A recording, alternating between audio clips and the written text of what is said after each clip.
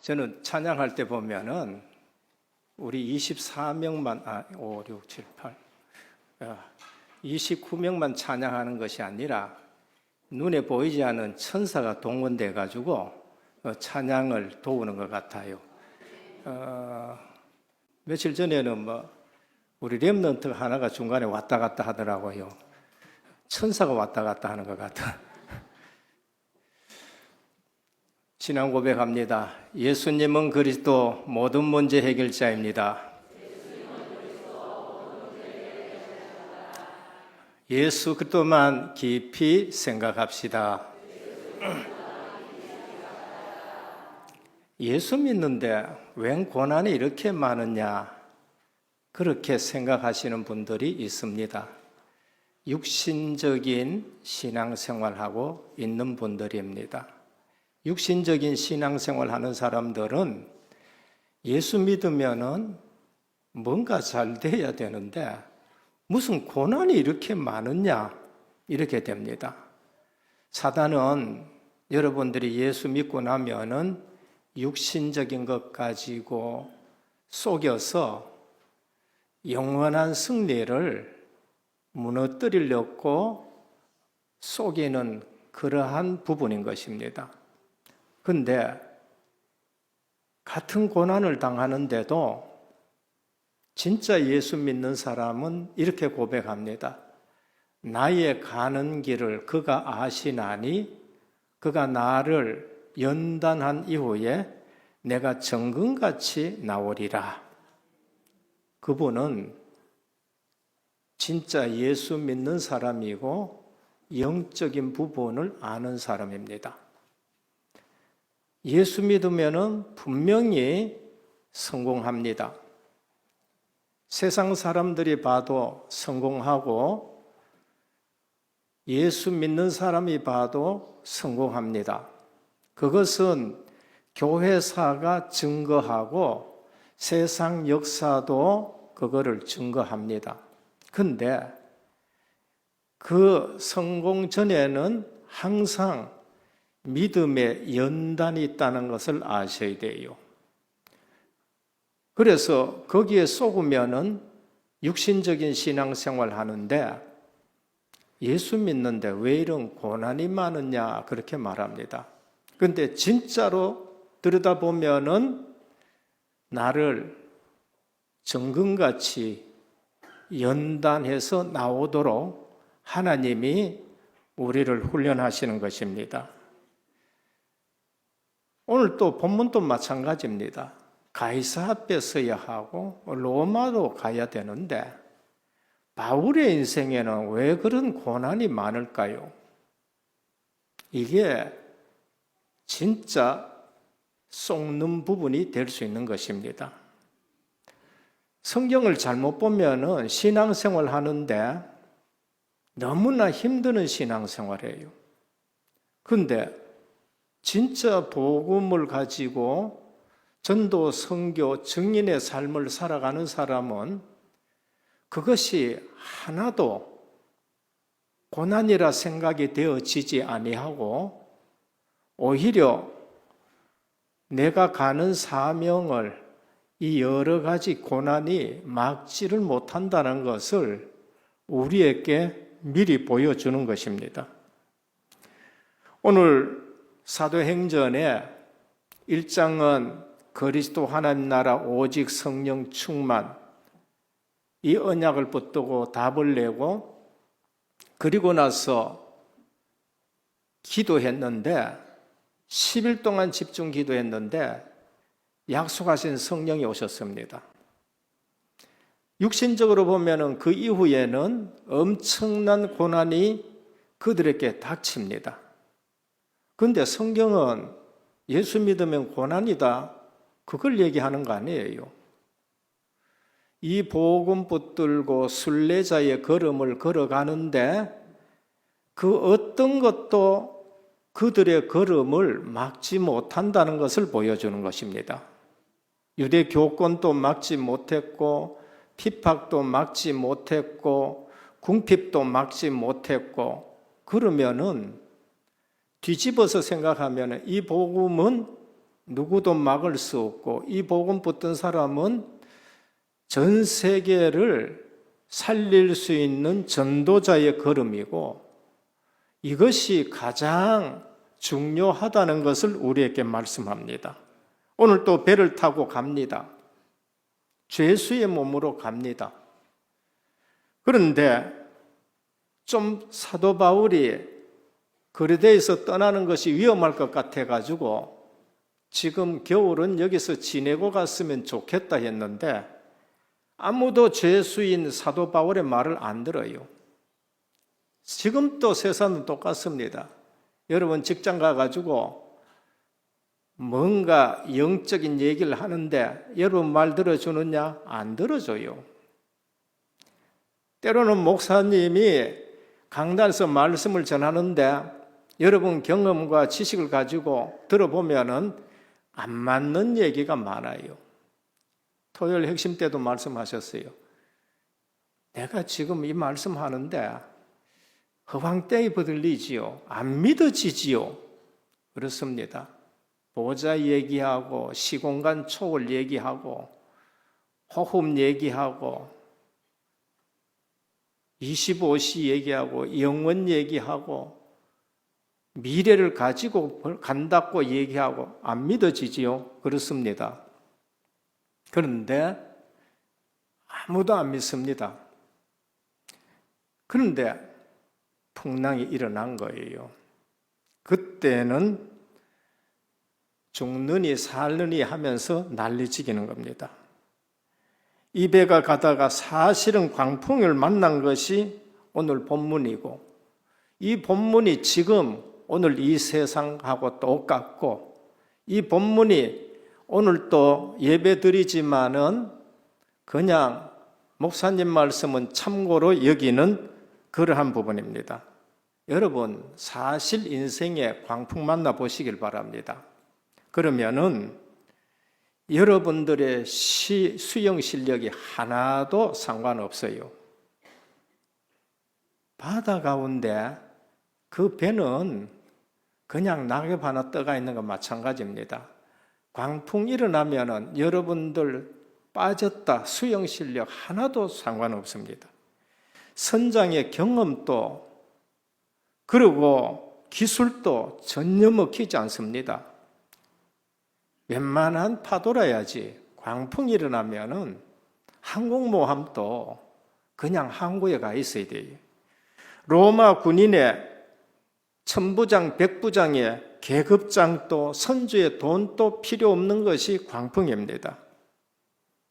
오늘 본론으로 들어가지고 그러면은 위기 중에 위기가 뭔가 그걸 아셔야 돼요. 우리 성도는 돈이 없는 게 위기가 아니에요. 부도 날락하는 거 위기야. 그런 거는 위기가 아닙니다. 위기 중에 위기가 뭔가? 전도자의 말을 듣지 않는 세상이 위기입니다. 하나님의 말씀을 안 듣는 것이 위기입니다. 그거는 세상이든지 성도든지 교회든지 하나님의 말씀, 전도자의 말씀을 무시하는 것이 위기입니다. 그게 풍랑만 난 세상이고 시대입니다. 그들은 어떻게 하느냐? 자기 지식과 경험에만 의존합니다.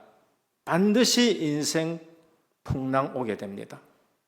그들은 영적 분별력이 결여된 경험을 그들이 가지고 있는 영적 분별력이 없으면은요, 그 경험은 감추어진 함정과 같아요. 내 경험이 영적 분별력이 없을 때는 그게 함정이 돼요. 백부장 선주의 말을 더 듣더라. 그들은 경험이 많습니다. 어떤 합리적인 말보다 먼저 하나님의 음성을 들으셔야 돼요. 내가 많이 배웠다. 내가 경험이 많다. 그런데 합리적입니다. 그러나 그것보다가는 하나님의 음성을 들어야 됩니다. 하나님의 사람 말보다 다수의 말에 끌려가는 시대, 아셔야 될 게 있습니다. 다수의 말이 항상 옳은 것은 아닙니다. 그게 민주주의예요. 민주주의는 차선책이지 절대 선이 아닌 것입니다. 그건 차선책이에요. 공산주의, 전체주의보다가 조금 더 낫지 절대 좋은 정책은 아닙니다.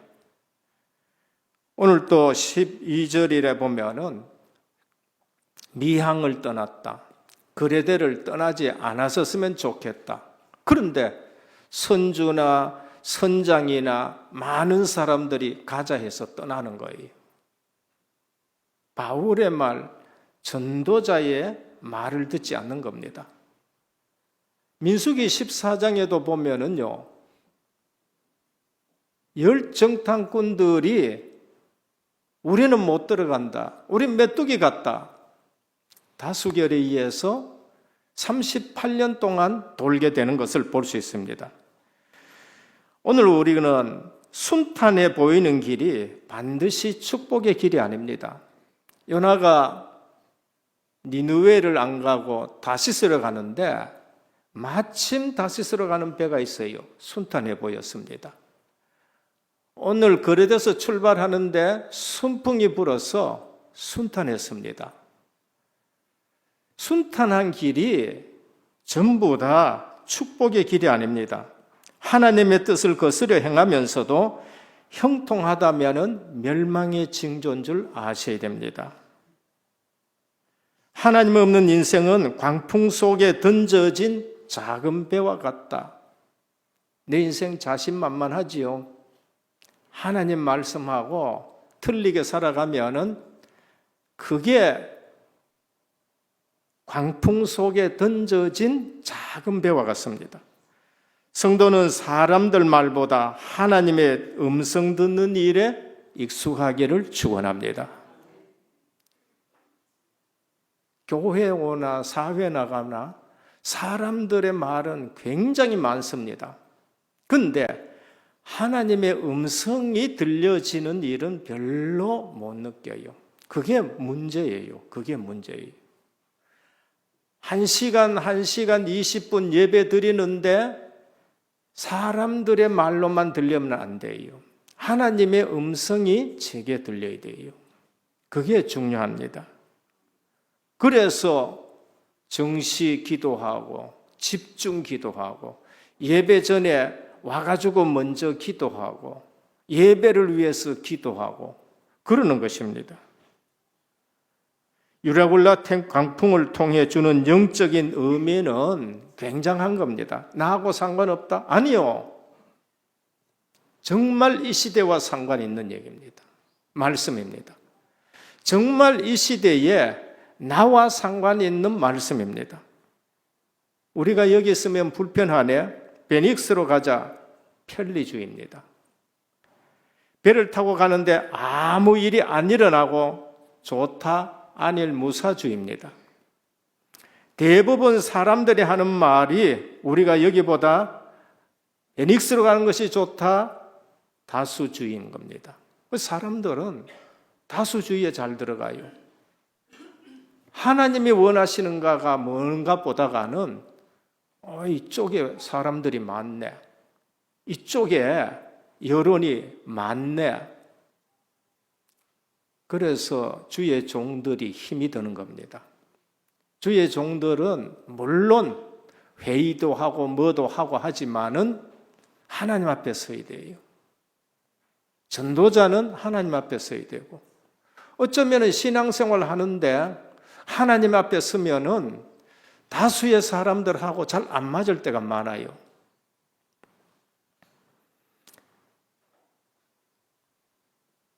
바울이 여기서 겨울 지나고 가자 하는데 선조와 선장이 말을 안 듣습니다.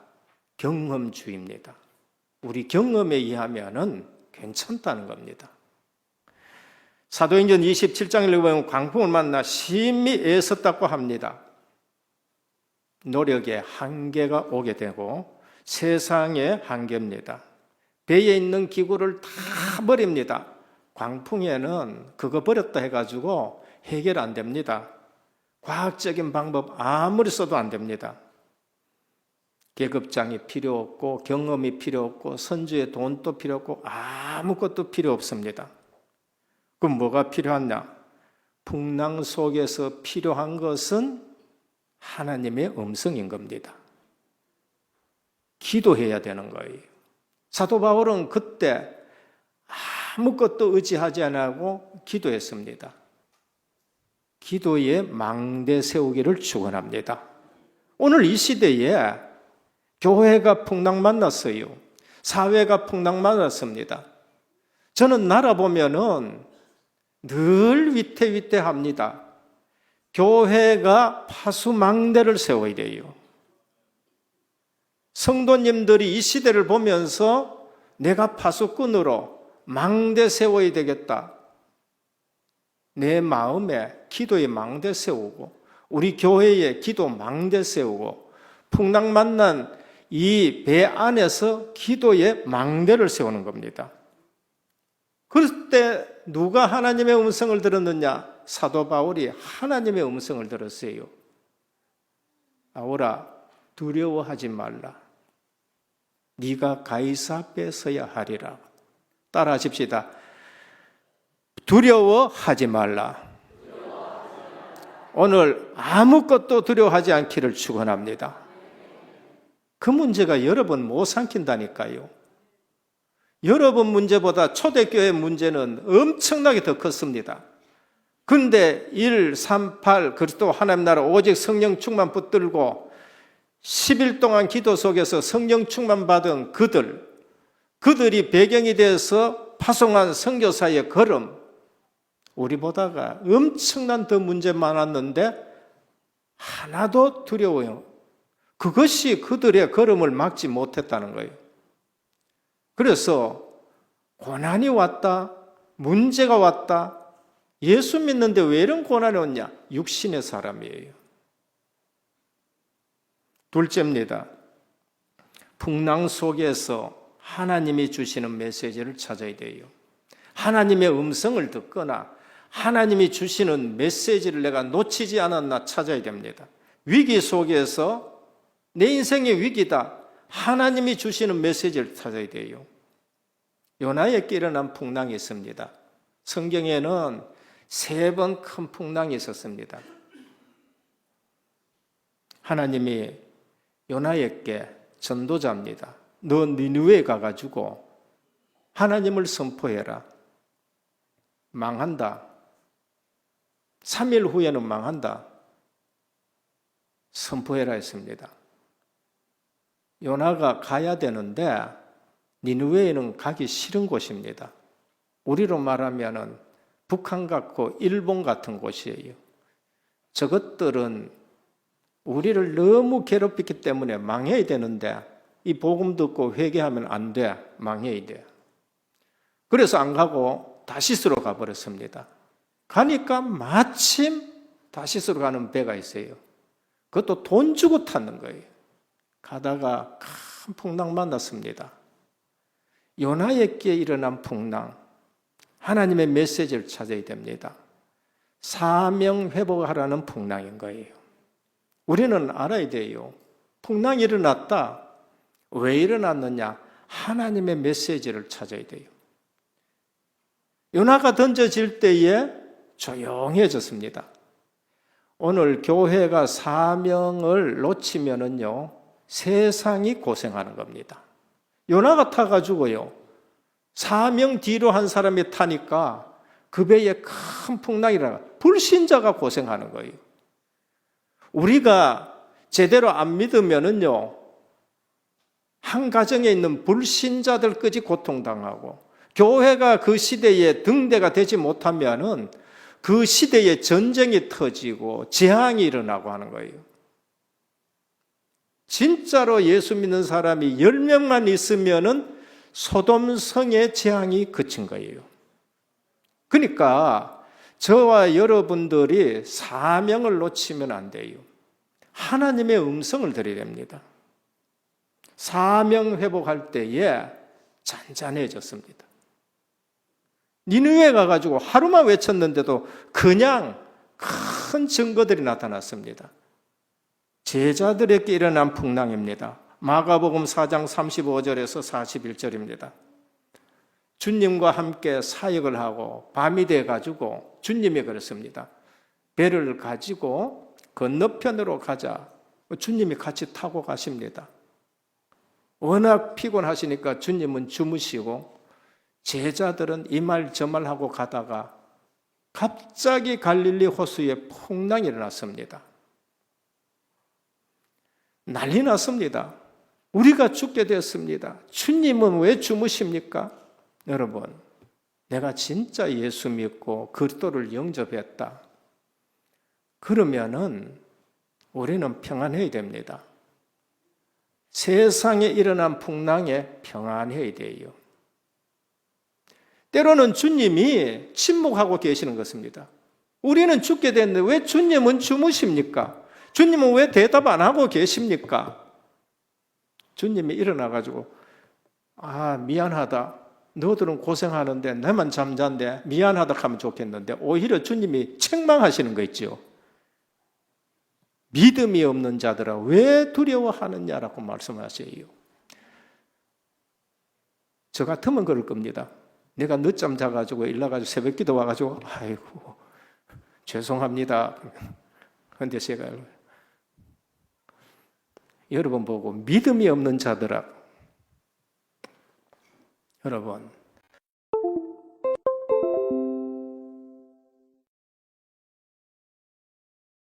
세상 풍랑에 걱정하지 마시길 바랍니다. 주님이 대답 안 한 것 같고 주님은 주무시는 것 같아도 주님은 우리에게 내가 이 배에 있는데 너희들이 왜 두려워하느냐? 갈릴리 호수의 풍랑은 제자들에게 믿음을 요구하는 풍랑이 되는 거예요. 세 번째, 오늘 바울에게 일어난 풍랑입니다. 27장입니다. 세상이 전도자의 말을 듣지 않아서 당하는 풍랑입니다. 전도자의 말을 들었으면 괜찮겠는데 전도자의 말을 듣지 않아서 일어나는 풍랑입니다. 이것은 세상 사람들에게 소망이 없는 광풍이 되는 겁니다. 전도자와 성도는 하나님의 음성을 들어야 합니다. 하나님은 그 풍랑 속에서 바울에게 두려워하지 말라. 두려워하지 말라. 네가 가이사 앞에 서야 되겠고 여기에 탄 모든 사람들을 생명을 하나도 손상하지 않겠다고 하십니다. 오늘 우리가 이 시대에 세상이 말을 안 듣고 전도자의 말을 안 듣고 할 때에 우리가 해야 될 건 뭔가? 기도의 망대를 쌓는 거예요. 바울은 그때 기도했었습니다. 세상에 소망의 빛을 발하는 파수망대가 되어야 되고 우리는 하나님의 음성을 들어야 되고 시간 지나면은 전도자의 말이 맞다는 것이 알게 되어지고 교회가 말하는 것이 맞다는 것이 알게 되어집니다. 그때는 어떻게 되느냐? 전에는 죄수였어요. 전에는 무시했어요. 그런데 주역이 바뀌었습니다. 선장이 바뀌고 선주가 바뀌고 누가 선주가 됐느냐? 사도 바울이 선주가 되는 거예요. 사도 바울 말대로 해야 돼요. 그래서 먹으라 하면 먹어야 되고 버려라 하면 버려야 되고 한 곳에 걸리리라 하면 걸려야 되는 것이고 결국 누구 때문에 다 사느냐? 죄수들은 사도 바울 때문에 다 살아요. 이제 전부 다 물에 뛰어내려가지고 섬까지 헤엄쳐 가야 되는데 죄수들을 풀어가지고 헤엄치게 하면 전부 다 달아날까 싶어가지고 군인들이 죄수는 다 죽이자 얘기합니다. 누가 죽어야 돼요? 사도 바울까지 죽어야 돼요. 근데 백부장이 아니다. 사도 바울 때문에 전부 다 살려주는 겁니다. 오늘 우리는 알아야 됩니다. 위기 속에 하나님이 주시는 음성을 들으셔야 돼요. 그냥 걱정하지 말고 염려하지 말고 이 풍랑이 무슨 풍랑이냐? 사명 회복하라는 풍랑이냐? 아니면 주님이 함께 하신 것을 우리가 확인하고 누려야 될 풍랑이냐?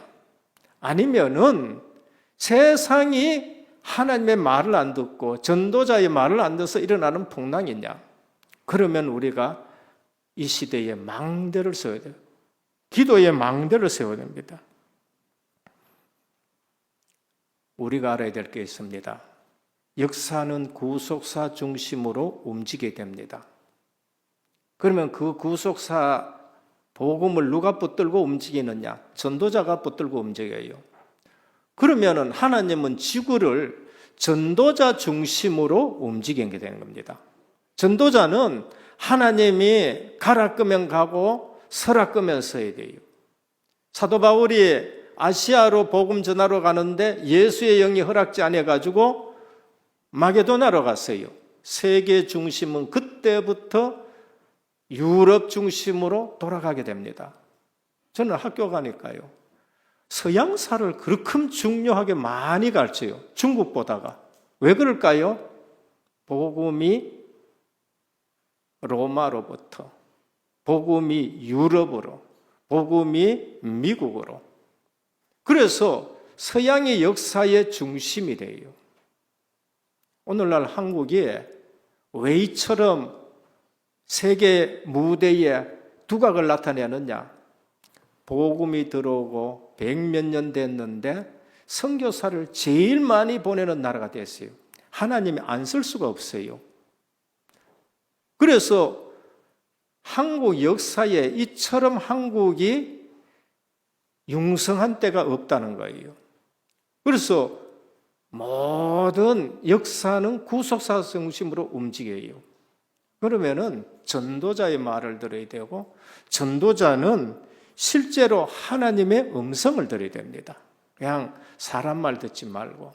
그래서 계시록에 가면은 7개 교회에 주님이 말씀하십니다. 성령이 교회들에게 하는 말씀을 들으라 그래요. 교회 와서 꼭 하나님의 음성 듣기를 축원합니다. 셋째, 환경이 사명을 가로막지 못합니다. 환경이 하나님의 뜻을 막을 수가 없습니다. 그게 44절입니다. 바울이 로마 계획을 풍랑이 막을 수가 없습니다. 사도행전 전체가 바로 그걸 말해주는 거예요. 그러니까 육신적인 생각을 가지고 예수 믿으면은 뭔가 웬 고난이 이렇게 많으냐? 평생 그렇게 신앙생활합니다. 그분은 평생 신앙생활해도 수없이 예배를 드려도 그는 변하지 않으면은 우리가 순간은 그렇게 할 수 있어요. 내 주를 가까이 하려면 십자가 진 것이 그럴 수는 있습니다. 그러나 진짜 십자가가 뭔지를 아는 분들은 그게 아닙니다. 어떤 환경과 어떤 문제와 어떤 사건도 이 사명을 막을 수가 없다는 거예요. 사도 바울은 거기에 대표적인 분입니다. 고린도 이방인과 임금들과 이스라엘 위에 택한 나의 그릇이라. 그게 사명인 겁니다. 이 사명 붙들고 움직이는데 사도행전의 모든 사건들이 한 번도 막을 수가 있었냐? 못 막은 거예요. 고린도 후서 11장 24절입니다. 사도 바울이 이렇게 말합니다. 유대인들에게 40에 하나 간만을 매를 내가 5번이나 맞았다. 3번 태장 맞았다. 1번 돌로 맞았다. 3번 파손당했다. 일주를 깊은 바다 위에 있었다. 여러 번 여행의 위험도 있었다.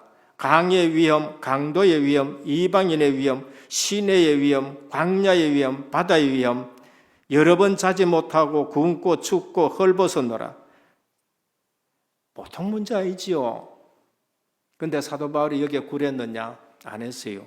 그럼 뒤집어 말하면 뭡니까? 이 복음은 그 어떤 것도 막을 수가 없다는 거야. 진짜 복음을 딱 잡아보면은 세상이 풍랑이 일기나 뭐 어떤 사건이 터져도 이것은 막을 수 없고 이거 아니면은 세계 살릴 수 없다는 것이 사도 바울이 체험한 부활하신 예수 그리스도예요. 우리는 성경에서 말하는 복음 놔두고 자꾸 육신적으로 생각하니까 자꾸 속는 거예요. 저는 사도 바울이 고백한 걸 보면 이 중에 한두 개만 해도, 그런데 사도 바울은 이 모든 것을 다 겪고도 기뻐해라, 그렇게 말씀하는 거예요. 그래서 순전한 믿음이 됩니다. 그런데 뭐라고 했느냐, 그 다음에 날마다 내 속에 눌리는 일이 있으니 곧 모든 교회를 위하여 염려하는 것이라. 사도 바울이 눌리는 거 한 가지 딱 했어요. 교회 때문에. 모든 교회 때문에 내가 지금 걱정하고 그게 눌리지 핍박이 나를 눌리지 못한다라는 것을 말씀합니다. 우리가 신앙생활하는데 육신적으로 신앙생활하면은 평생에도 왜 예수 믿는데 이런 고난이 있느냐 얘기합니다. 아닙니다. 진짜 복음 가진 사람은, 사명 가진 사람은 세상이 막을 수 없다는 것을 우리에게 보여주고, 이 복음이 아니면은 가정을 살릴 수 없고, 이 복음 아니면 민족 살릴 수 없고, 세계 살릴 수 없다. 그래서 내가 가이사 앞에 서야 하리란 것입니다. 출발 전에 은사 받은 사람이 알았어요. 가면은 고생합니다. 붙들립니다. 포승줄에 물립니다. 가지 마십시오. 그게 지난번에 우리가 은사 받은 사람들 한 얘기 아닙니까? 복음 모르고 전도 선교 모르면은 받은 은사 가지고 전부 거꾸로 사용합니다. 거꾸로 복음을 막는 일에 쓰임 받는 겁니다. 인간적으로는 좋은 얘기예요. 그런데 복음 막는 일이에요. 그럼 하나님은 사도 바울에게 주신 사명, 초대교회에 주신 사명은 땅끝까지 증거되는 겁니다. 돈 가지고 거꾸로 쓰고, 건강 가지고 거꾸로 쓰고, 인간관계도 거꾸로 맺고. 창세기 12장 1절에서 3절입니다. 하나님이 아브라함에게 너는 본토 친척 아비 집을 떠나라. 아브라함이 떠납니다. 여러 환경이 아브라함의 길을 막지 못하는 거예요. 출애굽기 12장 6월절 어린 양 피 바르고 나왔습니다. 광야길 험하지요. 그들의 앞길을 환경이 막지 못했습니다. 그래서 절대 언약 붙드시고 절대 미션을 잡은 신앙생활 하시길 바랍니다. 그러면은 여러분 앞에 모든 것이 무너지는 것을 볼 수 있습니다. 고생한다는 그런 뜻이 아닙니다. 그 모든 것이 우리를 이기지 못한다, 그 말씀입니다. 결론입니다. 설교는 누구나 다 듣습니다. 성경은 누구나 다 줄줄 외우는 사람들 많이 있습니다. 그런데 오늘 나에게 주시는 메시지가 뭔가는 기억 안 하고 가시는 분들이 너무나도 많아요. 한 주간에 너무나 많다니까요. 저는 설교하고 나서도요, 이제 예배의 생을 걸으란 말씀이나 순례자의 길을 걸어가는데 예배의 생을 걸어라, 이런 말씀들 쭉 기억하다가 한 주간에 하나님이 예배의 생을 거는 사람들을 만나게 하셔요. 한 주간에 제가 그런 분 만났습니다. 내가 거리가 멀다 보니까 예배의 생을 걸지 못했는데 이제는 교회를 옮겨서라도 나는 생을 걸고 예배 드려야 되겠습니다 하는 분을 내가 만난 거예요. 어느 날 보니까요, 늘 걱정되는 렘넌트가 있었어요. 또 배후에서 그 아이는 나오지 않지만은 많은 금액은 하지만 그 형편에 딱 맞는 매주 그 아이 이름으로 헌금하는 기도의 배경이 있는 아이인데 거의 늘 어떻게 됐을까 생각하고 있었는데 오늘 딱 왔는데 교회도 내게는 별로 필요 없다고 생각했는데 어느 날 교회 가고 싶어서 가가지고 예배 드리고 말씀 붙들고 이제는 이런 자격증 따가지고 이제 일터로 가기 전에 은혜교회 들렸습니다 라고 얘기해요. 설교는 누구나 듣습니다. 기도는 누구나 합니다. 아셔야 됩니다. 시대적인 메시지로 들어야 됩니다. 풍랑 만난 시대에 기도의 망대를 세워야 돼요. 한나, 사무엘 기도 망대에 세웠습니다. 호세아 기도의 망대 세웠습니다. 에스더 모르드게 기도의 망대를 세웠습니다. 둘째입니다. 문제 오면 그냥 문제로 보지 마시고, 풍랑이 일어나면 풍랑으로 보지 마시고, 메시지, 하나님이 우리에게 무슨 말씀을 하시는가 들어야 됩니다. 그때 주의 사자가 동원됩니다.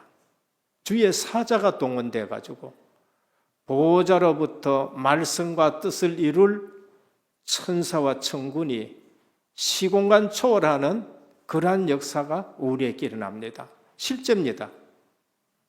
그래서 우리가 잡아야 될 것은 뭔가? 절대 언약 잡고 절대 사명을 붙든 자는 내 앞에 풍랑이 있든지 문제가 있든지 전혀 우리를 막지 못해요. 전혀 막지 못합니다. 그게 지금까지 사도행전에 일어난 일입니다. 오늘도 절대 여정 걸어가기를 예수 그리스도 이름으로 축원합니다. 하나님께 감사를 드립니다. 오늘도 풍랑 일어난 시대에 망대 세운 사도 바울처럼 이 시대의 풍랑을 보면서 우리가 풍랑에 쏟지 않게 해 주옵시고 위기에 쏟지 않게 하여 주옵시고 가정의 교회의 시대적인 기도의 망대 세우는 저희들 되게 하옵소서. 예수 그리스도 이름으로 간절히 기도드립니다. 아멘.